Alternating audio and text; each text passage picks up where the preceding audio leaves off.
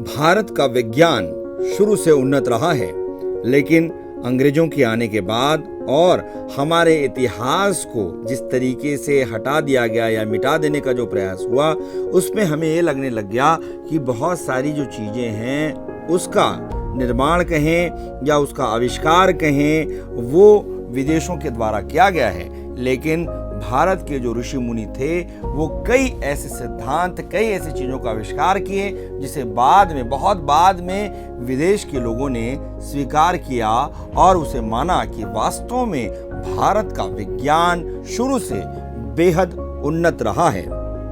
शल्य चिकित्सा के पितामह और सुश्रुत संहिता के प्रणेता आचार्य सुश्रुत का जन्म 6ठी शताब्दी ईसा पूर्व काशी में हुआ। सुश्रुत का जन्म विश्वामित्र के वंश में हुआ था।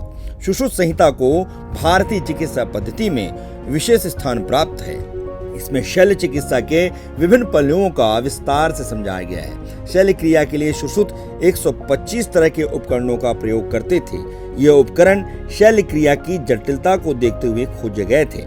इन उपकरणों में विशेष प्रकार के चाकू, सुइयां, चिमटियां आदि शामिल थीं। सुश्रुत ने 300 प्रकार के ऑपरेशन प्रक्रियाओं की खोज की। 8वीं शताब्दी में सुश्रुत संहिता का अरबी अनुवाद किताबे सुश्रुत के रूप में हुआ। सुश्रुत ने कॉस्मेटिक सर्जरी में विशेष निपुणता हासिल कर ली थी। कहते हैं एक बार आधी रात के समय सुश्रुत को दरवाजे पर दस्तक सुनाई दी। उन्होंने दीपक हाथ में लिया और दरवाजा खोला। दरवाजा खोलते ही उनकी नजर एक व्यक्ति पर पड़ी। उस व्यक्ति की आंखों से अश्रु की धारा बह रही थी और नाक कटी हुई थी। उनकी नाक से तीव्र रक्त का बहाव हो रहा था। व्यक्ति ने आचार्य सुश्रुत से सहायता के लिए विनती की। सुश्रुत ने उसे अंदर आने के लिए कहा। उन्होंने उसे शांत रहने को कहा और दिलासा दिया, सब ठीक हो जाएगा। ये अजनबी व्यक्ति एक साफ और स्वच्छ कमरे में ले गए। कमरे की दीवार पर शल्य क्रिया के लिए आवश्यक उपकरण टंगे हुए थे। उन्होंने उस व्यक्ति के चेहरे को औषधि रस से धोया और उसे एक आसन पर बैठाया। उसको एक गिलास सोमरस भरकर सेवन करने को कहा और स्वयं शल्य क्रिया की तैयारी में लग गए। उन्होंने एक पत्ते द्वारा जख्मी व्यक्ति की नाक का नाप लिया और दीवार से एक चाकू और चिमटी उतारी।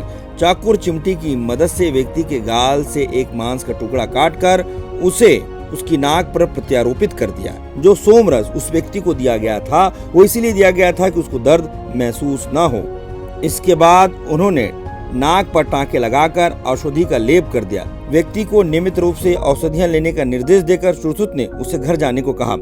सुश्रुत नेत्र शल्य चिकित्सा भी करते थे।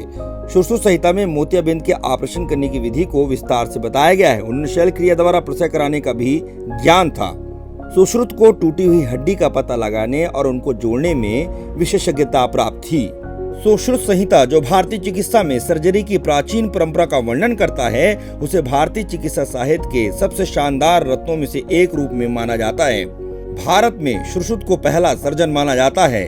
आज से करीब 2500 साल पहले युद्ध या प्राकृतिक विपदाओं में जिनकी नाक खराब हो जाती थी या चोट लग जाने के बाद उसमें सुश्रुत जो है काम करते थे और उन्हें ठीक किया करते थे। अगर आपको हमारा वीडियो अच्छा लगा तो फेसबुक पेज पर लाइक करें और यूट्यूब पर सब्सक्राइब करें।